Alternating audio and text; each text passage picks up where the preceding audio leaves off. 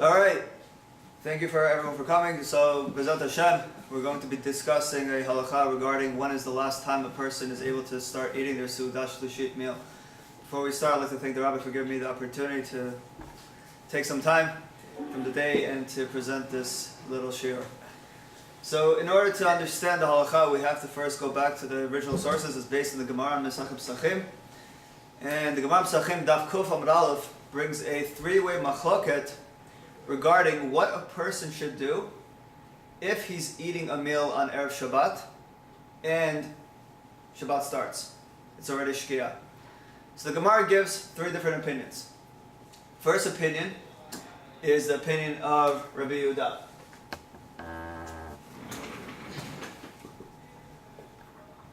Rabbi Yehuda. David? So what he says is the following.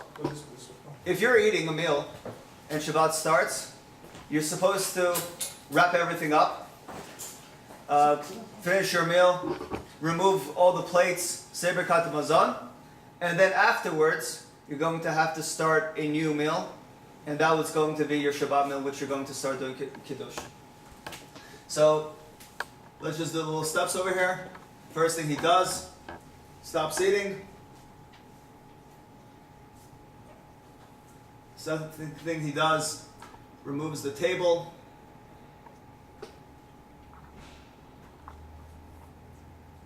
Third thing he does, says Birkat Hamazon.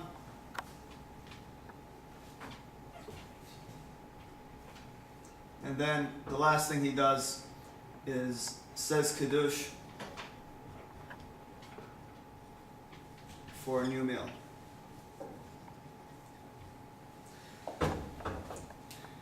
Now, when I say he removes the table, the reason that's the case, as Tosfot brings down, is back then when they used to eat, they used to be reclining, and they used to have a table right in front of them in which they would eat.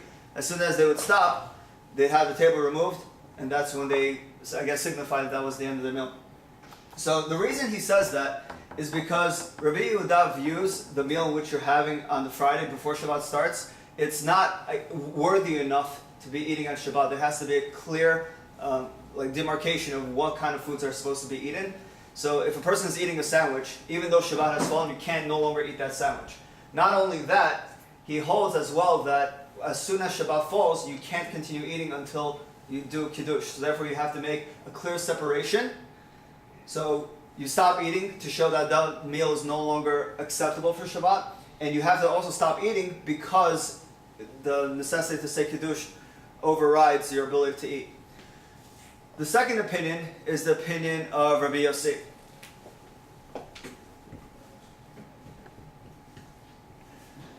So, similar to Rabbi Yehuda, he holds that whatever you're eating, let's say, again, it's a sandwich in our case, you cannot use that to eat.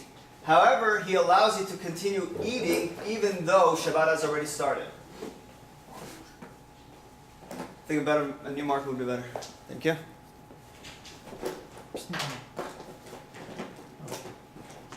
So this is what he says. He says if it was a person was eating on Erev Shabbat, Shabbat came in, he can continue eating.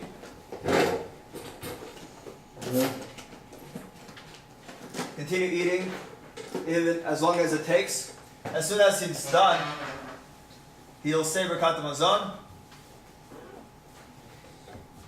Birkat Hamazon. And finally, says Kiddush for a new meal.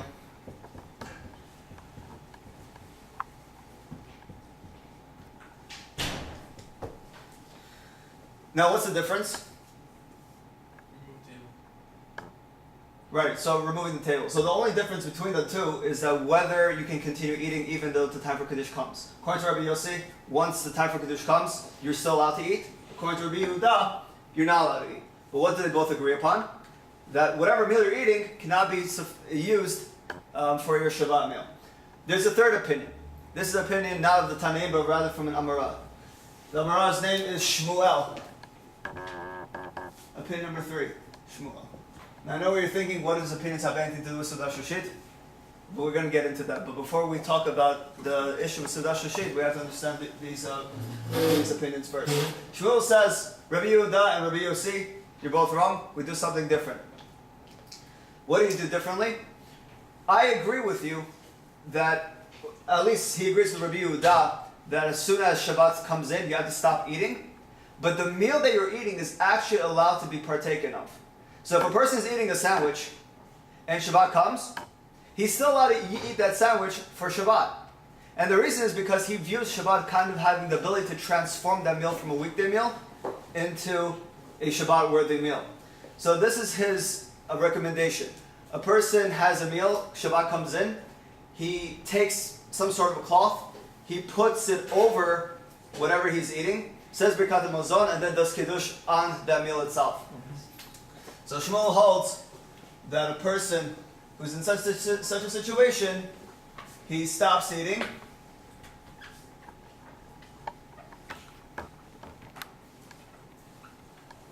he covers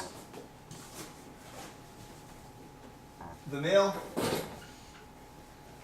Next thing he does, says Birkat HaMazon, and finally continues with same meal. Alright, now that we understand that, we're going to tell you a little story. Story comes 5 pages later, Daf Kuf Hamid Aleph. So the story goes as follows. There was a meal that was taking place with a rabbi. His name was Chananya Baal Shilamiyah. He was with some of his Talmidim, and in that meal, he had another rabbi that was serving them. He was, I don't want to say that he was the steward or whatever, but he was the shamash over there. His name was Rav Himnuna. He was the one serving them.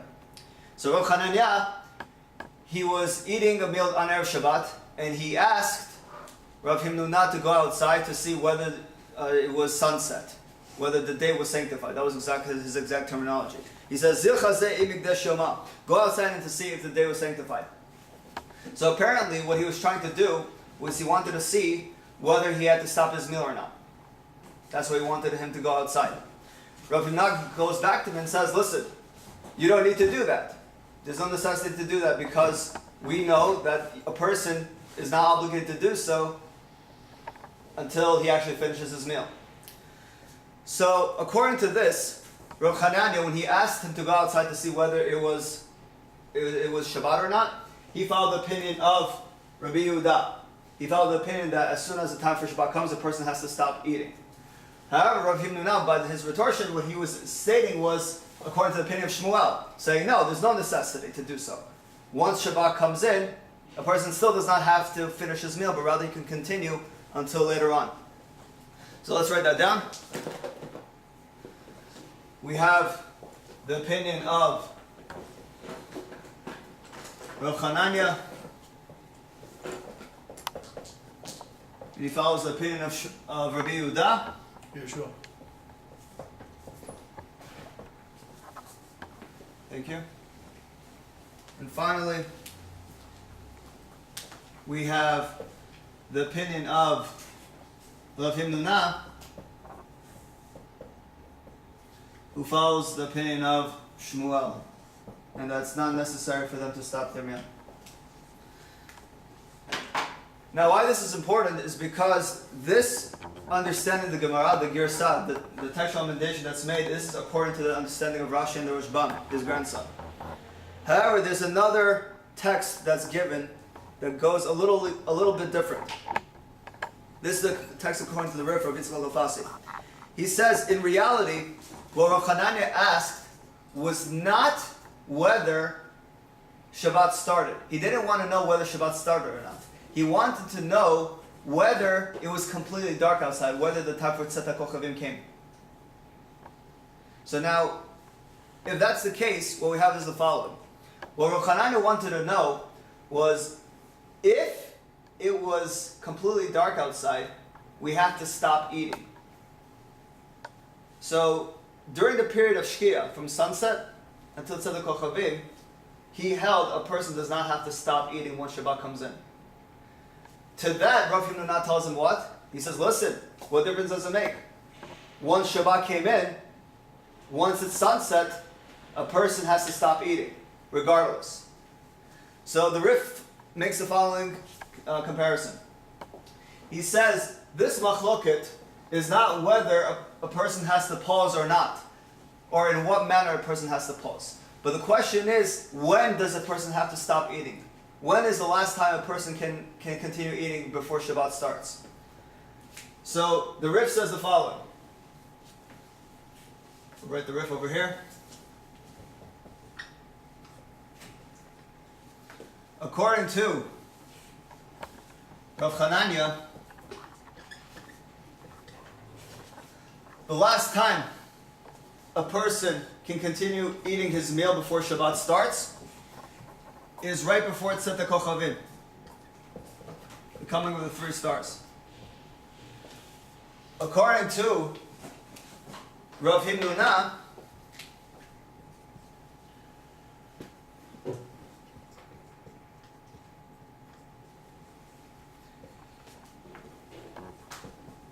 a person has to stop eating from the time of Shkia. So with this, the Gemara goes on a few lines down after this point and says the following. That regarding the last time a person can eat for Kiddush, and the last time a person could start eating a Seudat Shlishit is actually the exact same time. So here's what happens.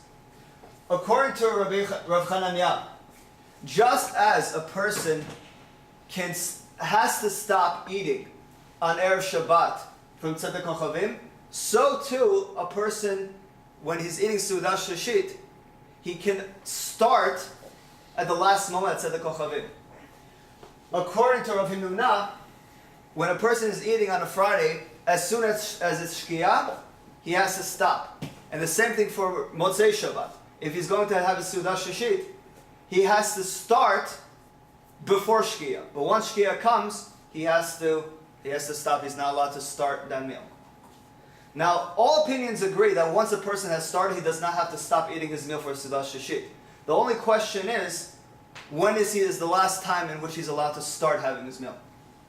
Now, in this, the Rif says the halacha follows the pin of Rav Himnuna. So, therefore, according to the Rif, it ends up being what? That for Seudat Shlishit, the last time that a person is allowed to start his meal is in Shkia. Mm-hmm. That's according to the Rif. Now, if you look at the Rambam actually does not make a psak halacha.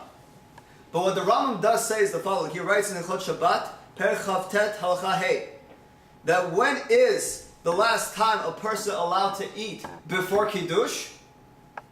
The last time a person is allowed to eat before Kiddush, he says, as soon as the day becomes sanctified, meaning from the time of Shkia.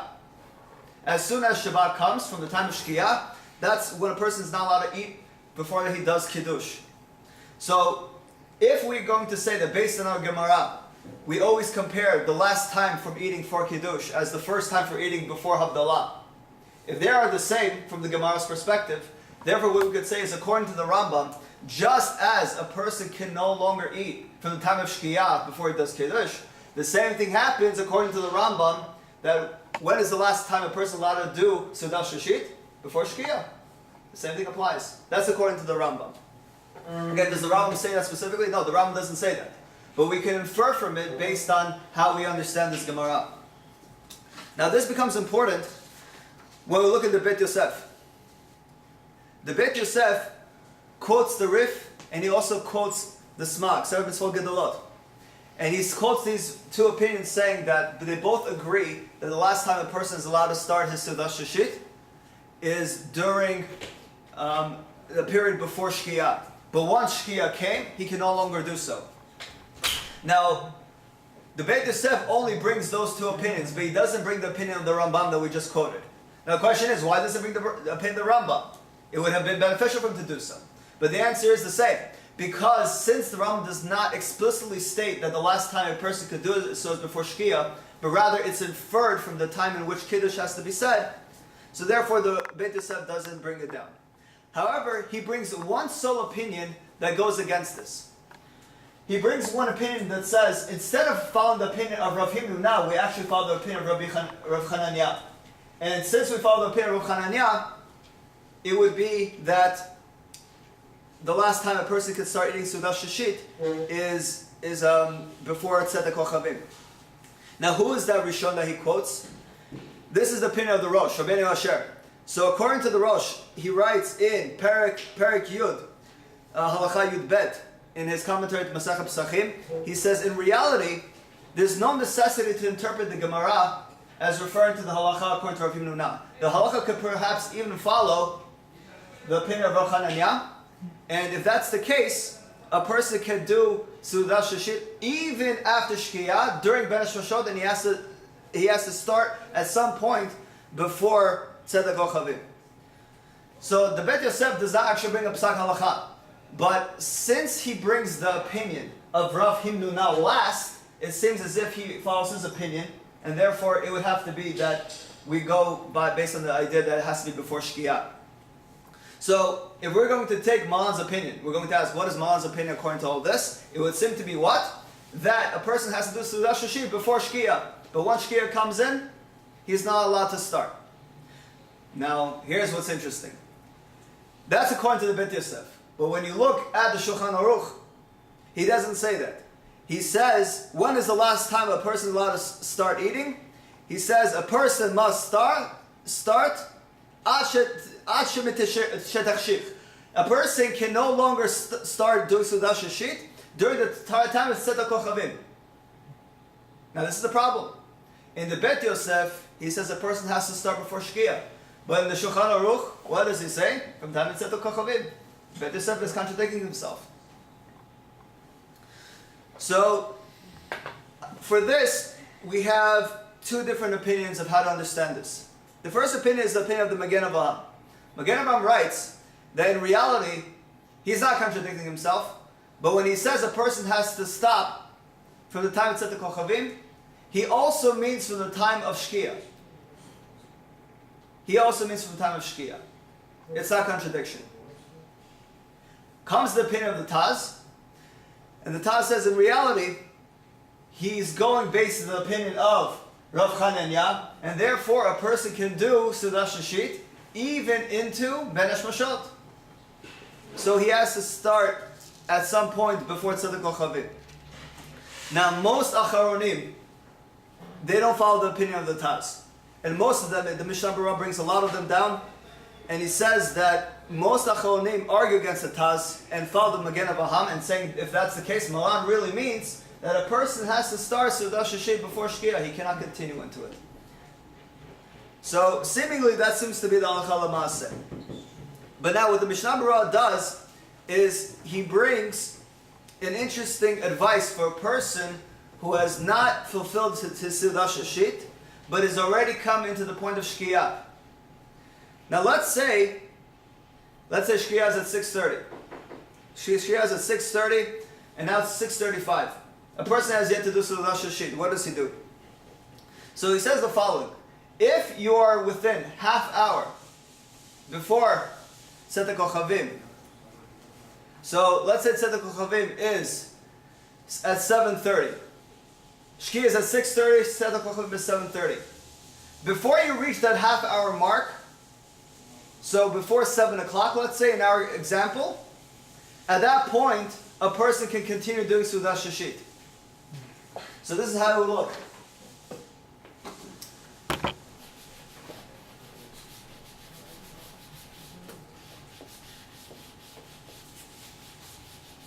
We're going to draw a timeline. Sunset is at 6:30. Tzedek Kochavim is at 7:30. Now, Mishnah Berurah says that the last time you can start your Seudat Shlishit is half hour before Tzedek Kochavim, which would be at 7 o'clock. And the reason he says that is because there's halakha that it's based on a halakha in Siman Resh Lamed Hey. Siman Resh Lamed Hey, 235 in Al Chaim. So he says that there's a halakha that makes the following distinction. If a person is within half hour before Kriyat Shema, from the time of Kriyat Shema of Avit, a person is not allowed to start a meal. So he says the same thing must be true regarding Havdalah. Since Havdalah and Kriyat Shema is at Tzedek Kochavim, therefore a person cannot start his meal within half hour at that point. So therefore a person has until 7 o'clock in our exam to start. Now the question is, where does this come from? How does he know that to be true? In order to understand it, you have to understand a previous machoga that existed generations before, a machoga against the Gra and Rabbeinu Tam regarding what exactly is Ben Hashmashot itself. So this is what it comes down to. Malan apparently holds that a person has until Ben Hashmashot to start a Seudat Shlishit. But there's a question within Malan himself, when does Ben Hashmashot even start? So there are two main opinions. There's the opinion of Rabbeinu Tam in the Gemara Masechet Pesachim. Rabbeinu Tam holds that the period of Ben Hashmashot is 1 hour after our Shkia. So according to him, if our Shkia is at 6:30, Ben Hashmashot is not going to start until 7:30. Now, for those who keep Rabbeinu Tam, how many minutes of Rabbeinu Tam is there? 72. So according to him, Shabbat would not end until 7:42. That's our timeline. But now here's the opinion of the Gra. He holds that the time of Ben Hashmashot is with Shkia. It doesn't come at a later point. Ben Hashmashot does not start here, but rather it starts with Shkia itself and continues until the time of Tzedek Kochavim, whatever time that is. Now, the question is, whose opinion do we follow? If we follow the opinion of Rabbeinu Tam, that Tzedek Kochavim is at 7:42, and the halacha is we can start eating until half hour beforehand, according to Rabbeinu Tam, when is the last time we can eat? 7:12. So the last time we can eat is at 7:12. But according to the Gra, if we hold that Shkia is at 6:30 and that begins the time of Ben Hashmashot, and our understanding of Tzedek Kochavim is at 7:30, therefore when's the last time a person can eat? 7 o'clock. 7 o'clock is the last time a person can eat. So you have a 12-minute difference. Now, for this reason, since we have a safek in which halakha we follow, whether we follow the opinion of the Gra or the opinion of Rabbeinu Tam, he holds that a person is allowed to be lenient and therefore follow the opinion of Rabbeinu Tam, and you can prolong it until half hour before Tzedek Kochavim. A person doesn't have to do a mamash before Shkia, because there's a question when in Shkia a person is allowed to do so. So, based on this, it becomes an interesting question. If you have a place where half hour before Tzedek Kochavim is before Shkia, is a person allowed to eat his Seudat Shlishit? Now, this is not an uncommon situation. Let's say you have a place in the world where Shkia is at 6 o'clock and Tzedek Kochavim is at 6:25. Now we said the last time a person is allowed to eat is half hour before it's set. So half hour before it's set would be when? 5:55. So the last time he can eat is 5:55. Meaning that the last time he can eat seemingly is before even Shkia. But here's the problem. When did Malan say is the last time we could eat? From Shkia. But at the same time we have a halakha that says you can't eat half hour beforehand. So does one override the other? Does the mitzvah of Seudat Shlishit override the inability to eat half hour beforehand? So Lamana said, there was a discussion on this, but there was two main opinions that brought down that it's able to be done. These are the opinions of Rav Avraham Chaim Naeh, he writes in his Sefer Ksot HaShulchan, Perek Tzadi Daled, and he says that the mitzvah of Seudat Shlishit would override the prohibition. And the same thing is said in the name of Shlomo Zalman Auerbach in Shema Shabbat Yelchata, Perek Nun Vav, saying the exact same thing. So, based on this, what we have is the following: that there's number machloket exactly when a person is supposed to be eating Seudat Shlishit and when is the last time to start. Lechatchila, according to Malan, a person has to do it before Shkia. But b'diavad, if a person has gone into Shkia and he has yet to do his meal, and I'm stressing that it's only a reference to a person who has yet to do Seudat Shlishit. It's not referring to a person who's already eaten and wants to eat again, because there's no longer a mitzvah that's allowed him to override it. So, in such a situation, a person has a sfek sfeka, a double doubt. The first effect is the following: who does the halacha follow? Does it follow the opinion of the Taz, or does it follow the opinion of the Magen Avraham? If the halacha follows the opinion of the Taz, therefore he has until Tzedek Chavim to eat, and therefore he can eat even after Shkia. If the halacha follows the opinion of the Magen Avraham, he has to stop before Shkia.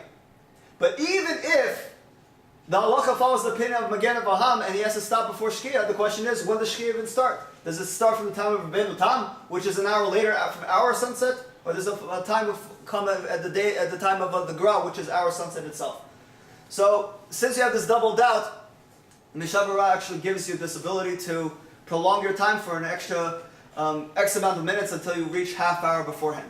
Now, in New York, Shkia to Tzedek Chavim ranges between 40 to 50 minutes, depending on the season. So it seems to be that in New York, a person would have to do so about 10 minutes after Shkia.